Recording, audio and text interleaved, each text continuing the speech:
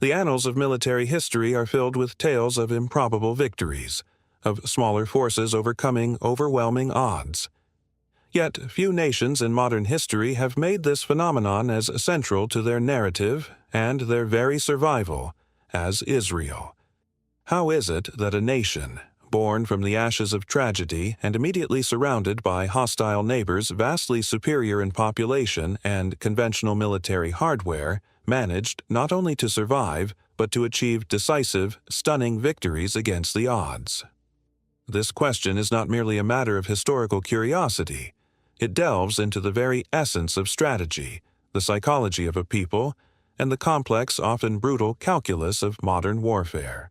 We are about to embark on a journey to unravel the intricate tapestry of factors that allowed a fledgling state to become a formidable military power, a story of innovation, intelligence, and an unyielding will to exist against all expectations.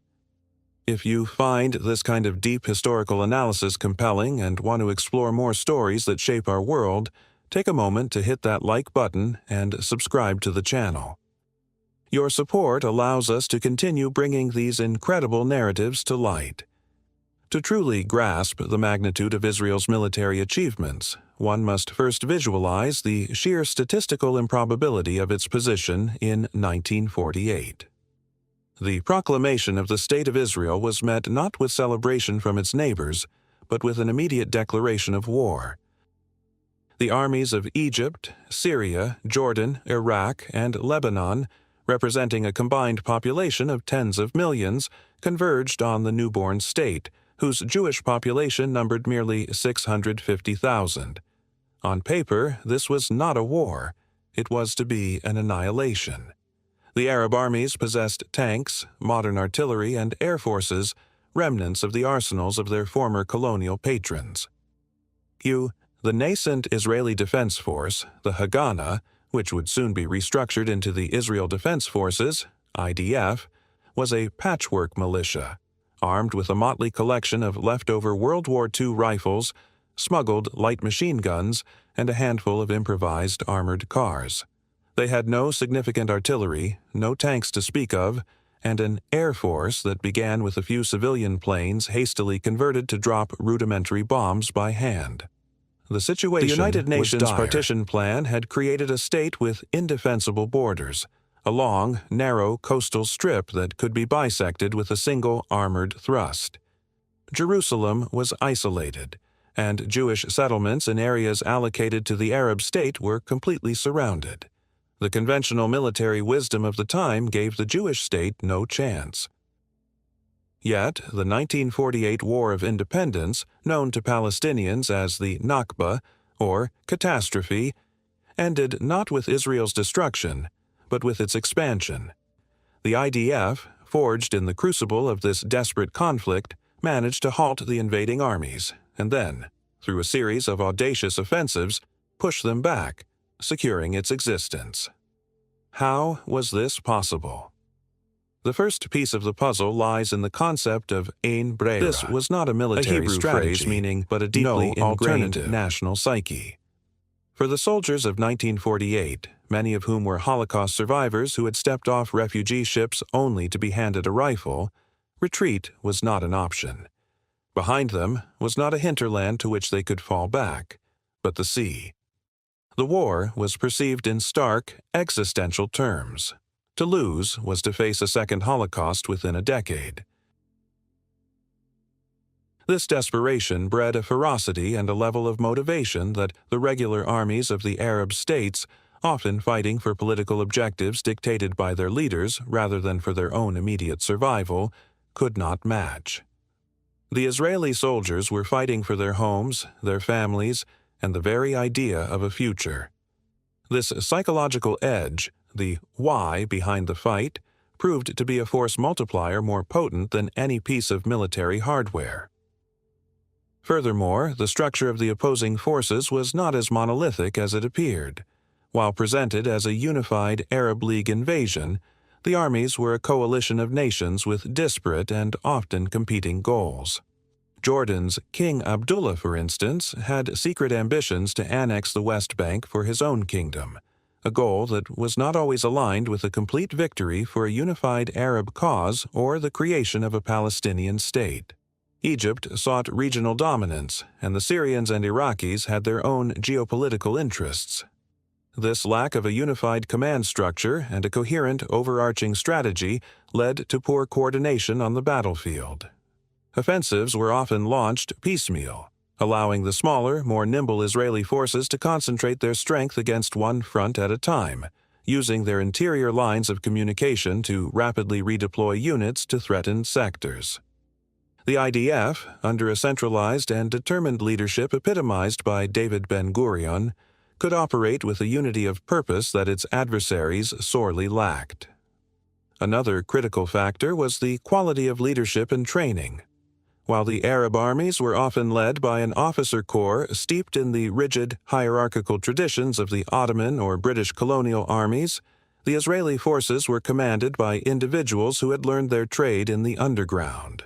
Leaders of the Haganah and its elite strike force, the Palmach, were accustomed to unconventional warfare, emphasizing initiative, improvisation, and leading from the front. This follow-me style of command fostered a high degree of trust and cohesion in small units. The training, born of necessity, was ruthlessly pragmatic. It focused on night operations, a tactic the regular Arab armies were ill-prepared for, allowing Israeli units to infiltrate, on audacity, supply and outthinking the opponent, rather than simply matching them in firepower, became a cornerstone of IDF doctrine. This foundation, laid in the desperate struggle of 1948, would be built upon and refined in the decades that followed, leading to the even more astonishing victory of 1967. The Six-Day War stands as one of the most remarkable military campaigns in history. In the spring of that year, the rhetoric from the Arab world Egypt's President Gamal Abdel Nasser blockaded the Straits of Tiran, cutting off Israel's southern port of Eilat, and moved nearly 100,000 troops and 1,000 tanks into the Sinai Peninsula, demanding the withdrawal of UN peacekeepers. Jordan signed a mutual defense pact with Egypt, and the armies of Syria, Jordan, and Egypt were placed under a unified Egyptian command. Israel was once again surrounded, outnumbered, and facing a formidable military machine, this time heavily supplied with modern Soviet weaponry. The world watched, expecting a protracted and bloody conflict that would likely end with Israel's defeat. What happened instead was a masterstroke of preemptive action. On the morning of June 5, 1967, the Israeli Air Force, IAF, executed Operation Moked. In a series of meticulously planned and daringly executed waves, Israeli jets flew low over the Mediterranean and the Red Sea, below enemy radar, and struck Egyptian airfields. In less than 3 hours, the bulk of the Egyptian Air Force, the largest and most modern in the Arab world, was destroyed on the ground. This single act was the decisive moment of the war. It granted Israel complete air supremacy, a critical advantage that would prove the success of Operation Moked was not a matter of luck. It was the result of years of obsessive intelligence gathering and preparation. The Israeli intelligence agency, Mossad, had provided the IAF with incredibly detailed information on every enemy airbase, including the exact location of aircraft, the patrol schedules of enemy pilots, and even their breakfast times. IAF pilots trained relentlessly on mock-ups of Egyptian airfields, rehearsing the attack until it was second nature. This highlights another core pillar of Israeli military success: the supremacy of intelligence. Israel understood from its inception that as a small nation, it could not afford to be surprised. Intelligence was not just a tool, it was its primary shield and sword. It allowed Israel to anticipate enemy moves, identify critical vulnerabilities, and strike with maximum effect at the most opportune moment. With the skies clear of enemy planes, the IDF ground forces launched a multi-pronged offensive into the Sinai. Led by brilliant and aggressive commanders like Ariel Sharon and Israel Tal, Israeli armored divisions outmaneuvered and overwhelmed the Egyptian forces. The Israeli doctrine of armored warfare was revolutionary. It emphasized speed, initiative, and combined arms coordination. Tanks were not seen merely as infantry support weapons, but as the primary arm of decision, used to punch through enemy lines and create havoc in their rear areas. The IDF's NCOs and junior officers were empowered to make decisions on the fly, adapting to the changing battlefield without waiting for orders from high command. This operational flexibility stood in stark contrast to the more rigid, top-down command structure of the Soviet-trained Egyptian army, where initiative was often stifled. In just 4 days, the IDF captured the entire Sinai Peninsula, reaching the Suez Canal. Simultaneously, after Jordan began shelling West Jerusalem, Israeli forces counterattacked. In some of the war's fiercest fighting, Israeli paratroopers captured the old city of Jerusalem, a moment of profound emotional and historical significance for the Jewish people. On the northern front, after enduring days of Syrian shelling from the strategically vital Golan Heights, the IDF launched a daring uphill assault, capturing the fortified plateau in a brutal 2-day battle. In 6 days, Israel had defeated 3 Arab armies, tripled the territory under its control, and redrawn the map of the Middle East. The victory was so swift and complete that it stunned the world. It was a testament to the principles that had become ingrained in the IDF: preemption, the central role of air power, the dominance of intelligence, and the cultivation of a flexible, initiative-driven command culture.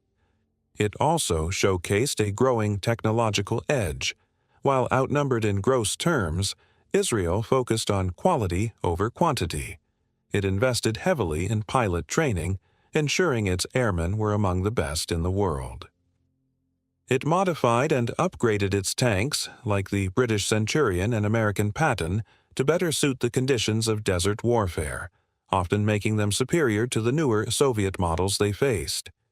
This focus on maximizing the effectiveness of every soldier and every piece of equipment was a strategic imperative for a nation with limited human and material resources.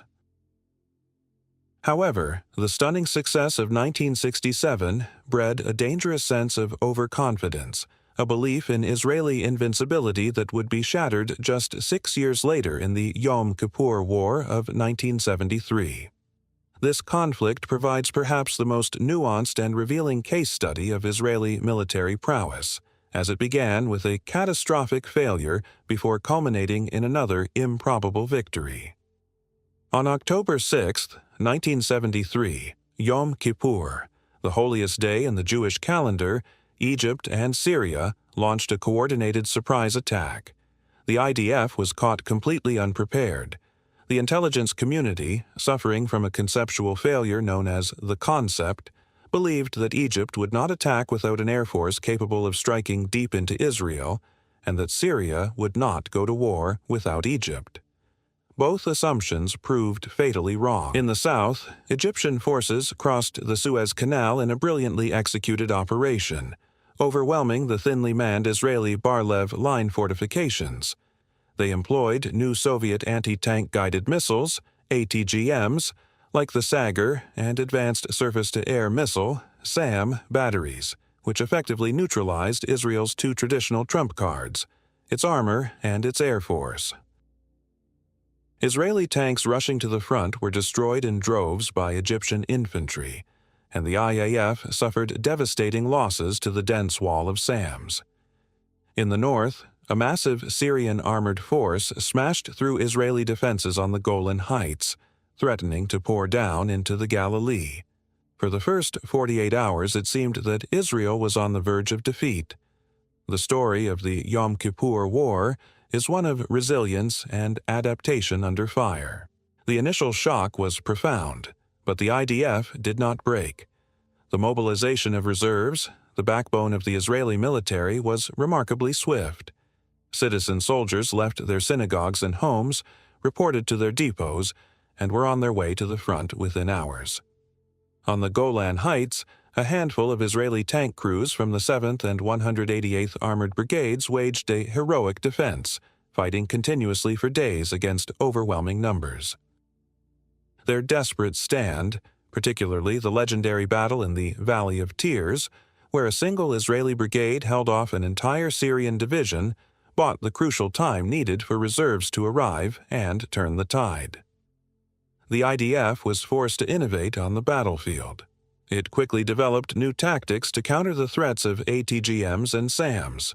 Infantry was used to suppress the missile teams, allowing the tanks to advance. The IAF, after suffering heavy initial losses, developed new strategies for suppression of enemy air defenses, SEAD, using electronic warfare and daring, low-level strikes to create corridors through the missile belts. The war became a brutal learning curve, and the IDF's ability to learn and adapt faster than its opponents proved decisive. The turning point came with General Ariel Sharon's audacious counter-crossing of the Suez Canal.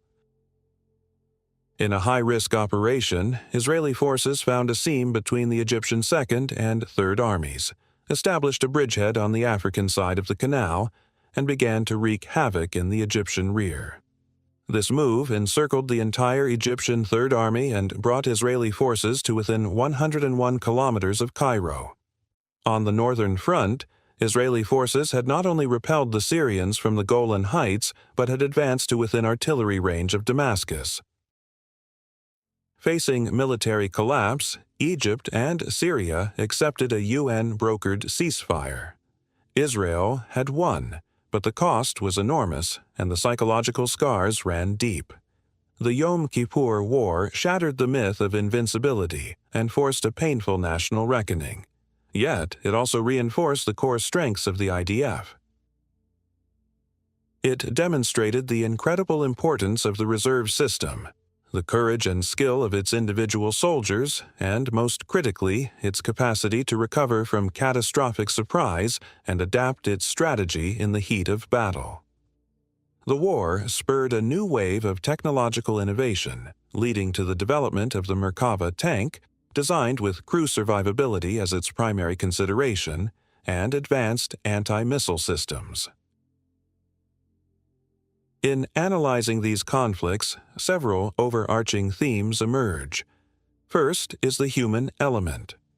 The Israeli soldier, often fighting with the knowledge that national survival was at stake, consistently demonstrated a high degree of motivation, resourcefulness, and courage. The citizen-soldier model, where a large portion of the population is part of the military reserves, creates a deep bond between the army and society and allows for the rapid mobilization of a large, well-trained force. Second is the obsession with technological superiority and innovation. Lacking strategic depth and numerical strength, Israel has always sought to maintain a qualitative military edge. This means not just acquiring the latest hardware, but modifying and adapting it for its specific needs, and, crucially, developing its own indigenous defense industry. This has produced world-class systems in areas like missile defense, Iron Dome, drone technology, and Israel leverages its highly educated population and vibrant tech sector as a strategic national asset.